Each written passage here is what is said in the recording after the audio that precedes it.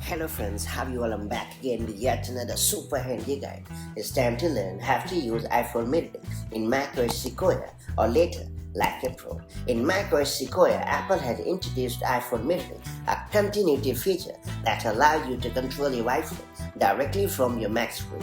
This seamless integration enhances productivity by letting you interact with your iPhone apps, notifications, and more without switching devices. That said, it's time to learn how to set up and use iPhone Mini in macOS 15 or later. First and foremost, I will recommend you to check out the important requirements. Note that iPhone Mini requires a Mac with Apple Silicon M1 or later or T2 security chip installed, and your iPhone must be equipped with iOS 18 or later. On top of all, your iPhone and your Mac must be connected to the same Apple ID. Now, having taken care of all the important requirements, you have to launch the iPhone Mini app from your Mac Store.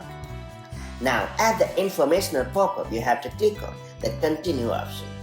Now, if prompted, use your iPhone to enter your passcode, and then you have to hit the Get Started to begin the mirroring session. Then you have to allow incoming iPhone notifications to appear alongside your Mac's notifications in the Notification Center. When prompted, choose whether you want to be asked for authentication each time or allow automatic login to access your iPhone.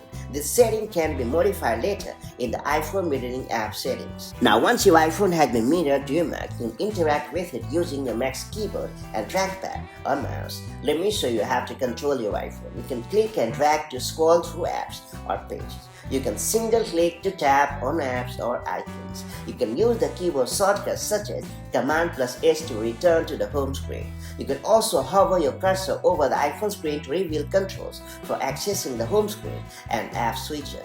Besides, you can also resize the window with Command and plus or minus keys. If you need to unlock an app that requires authentication, you can simply use the Touch ID on your Mac without picking up your iPhone.